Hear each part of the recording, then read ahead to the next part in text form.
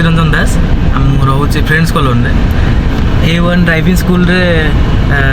admission करथिली भाई मोर trainer थिले रोशन भाई बहुत बढ़िया एक्सपीरियंस थिला आज की हो गला मोर 15 दिन मझे 2 दिन छुट्टी होता 16-17 दिन होती गाड़ी टोटाली छुई पार नी केवे भी आगुरी चल नी फास्ट दिन ही भिड़ चला स्टार्ट है कि ग्राउंड फाउंड ना डायरेक्ट भिड़ चला स्टार्ट है से